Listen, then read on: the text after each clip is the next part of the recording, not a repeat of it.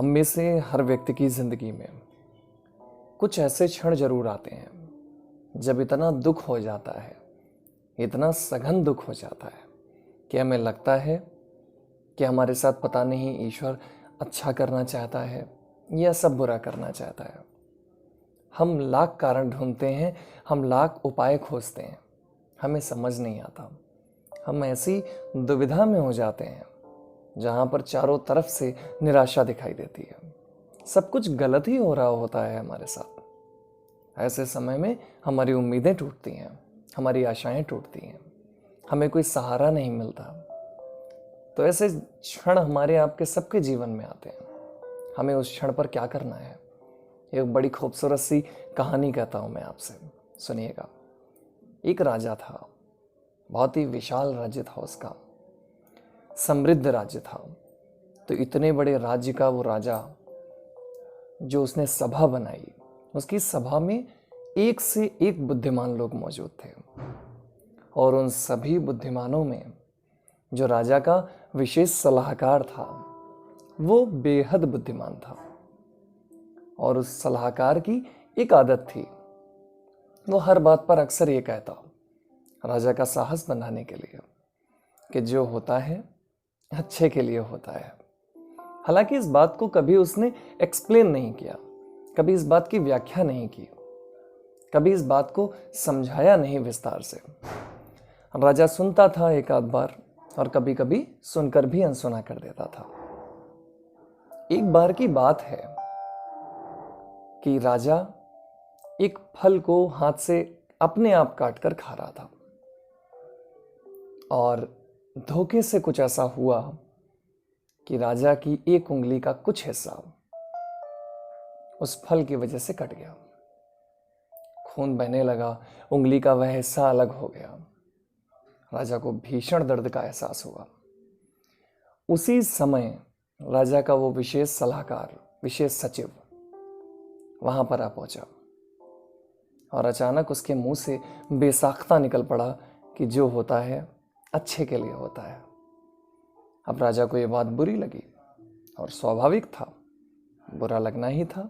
राजा की उंगली कटी है और वह मंत्री, वह सलाहकार महोदय बोल रहे हैं कि जो होता है अच्छे के लिए होता है। राजा उस बात से खिन्न हुआ, और उसने गुस्से में आकर के, नाराज होकर के अपने उस सलाहकार को जेल में डालने का आदेश दिया। अब सलाहकार महोदय जेल में पहुंच गए। तो उस मंत्री के, उस सलाहकार के जेल में जाने के बाद राजा का भी थोड़ा सा मन खिन्न हुआ, थोड़ा सा मन परेशान हुआ। लेकिन गुस्सा चूंकि ज्यादा था और चोट अभी ताजी लगी थी, तो इसलिए राजा ने फिक्र नहीं करी उसकी। वो जेल में बंद रहा। अगले दिन राजा को शिकार खेलने के लिए जंगल में जाना था। वैसे अगर जंगल में जाना होता तो सब पूरी सेना और साथ साथ में सलाहकार भी साथ था, लेकिन अब वो तो चूंकि जेल में बंद था, तो राजा बाकी अपने सैनिकों के साथ जंगल गया शिकार खेलने के लिए। और बड़े हैरत की बात है कि उस दिन वो शिकार खेलते खेलते अपनी सेना से बिछड़ गया, और जंगल में बहुत गहरे तक, बहुत घने जंगल तक चला गया।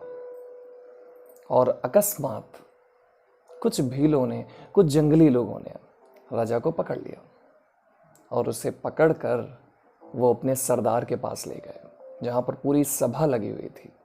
सरदार ने उसे देखा। उस राजा को देखने के बाद सरदार ने अपनी भाषा में बात की, और वे लोग अपनी विशेष साधना पद्धति का आयोजन कर रहे थे, और वहाँ पर उन्हें एक बलि की आवश्यकता थी। वहाँ पर उन्हें एक बलि देनी थी, जिसके लिए किसी व्यक्ति का वो इंतजार कर रहे थे। तो इस तरह राजा को नर बलि के लिए सज्जित किया गया, उसको सज्ज किया गया, उसको तैयार किया गया, उसके कपड़े उतार कर, उसको निर्वस्त्र करके, और उसकी पूजा कर उसको बलिवेदी पर लाया गया। अचानक से एक सैनिक की नजर पड़ती है, और उस जंगली, उस भील, उस सैनिक ने देखा कि राजा की एक उंगली का कुछ भाग कटा हुआ है। और ये बात उसने सरदार को बताई, और अंततः आपस में विमर्श से तय हुआ कि खंडित व्यक्ति की बलि नहीं दी जा सकती, देवी नाराज होंगी। और इस तरह सभी ने मिलकर के उस राजा को जंगल के बाहर फेंकवा दिया, क्योंकि खंडित व्यक्ति की बलि संभव नहीं थी। और इस तरह राजा की जान बची। अब राजा को समझ में आ गया कि उस सलाहकार ने कहा था कि जो होता है सो अच्छे के लिए होता है। निश्चित ही राजा की उंगली कटी और उसका बेहतर परिणाम सामने आया। छोटी सी क्षति हुई, और मेरे ख्याल से उसकी तुलना में बहुत छोटी सी क्षति थी कि जरा सा उंगली का भाग कटा और पूरी जान बच गई। राजा महल आया, मंत्री को तुरंत जेल से मुक्त कराया, क्षमा याचना की, माफी मांगी कि मुझसे बड़ा गलत हुआ। मैं न समझ सका वहां पर कि ये छोटी सी दुखद घटना भी मेरे लिए कितनी बड़ी अच्छी घटना साबित हुई। लेकिन राजा ने एक प्रश्न किया कि मैंने माना कि मेरे साथ गलत हुआ था, लेकिन उसका बेहद अच्छा परिणाम मुझे मिला। लेकिन मैं पूछना चाहता हूं कि तुम्हें तो मैंने जेल में डाला, तुम्हारे साथ तो बुरा ही हुआ ना? तो उस मंत्री ने कहा, राजन, जो होता है सो अच्छे के लिए होता है। राजा ने कहा, इसका मतलब मैं समझा नहीं, इसे मुझे समझाओ। तो वह मंत्री बोला कि अगर मैं आपके साथ होता, अगर मुझे आपने जेल में न डाला होता, तो मैं आपके साथ शिकार के लिए जाता, और जब मैं आपके साथ शिकार के लिए जाता तो आप तो खंडित होने की वजह से बच जाते हो, बलि तो मेरी हो जाती ना। तो इस तरह से हमने देखा कि ईश्वर की योजनाएं बड़ी विराट हैं, अस्तित्व तो बड़ी विराट योजनाएं करता है। तो हम छोटे होने की वजह से, हम साधारण होने की वजह से, हम बहुत छोटे से अंश होने की वजह से अस्तित्व की सारी योजनाओं को समझ नहीं सकते, ईश्वर की सारी योजनाओं को समझ नहीं सकते।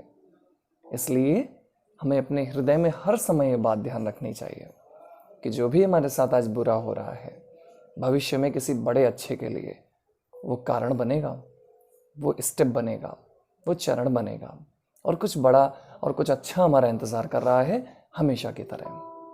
तो ध्यान रखें, जो होता है सो अच्छे के लिए होता है।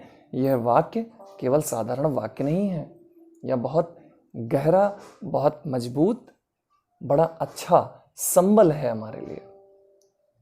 तो इस तरह से हमने सीखा कि जो होता है अच्छे के लिए होता है। मेरी बात को ध्यान से सुनने के लिए धन्यवाद।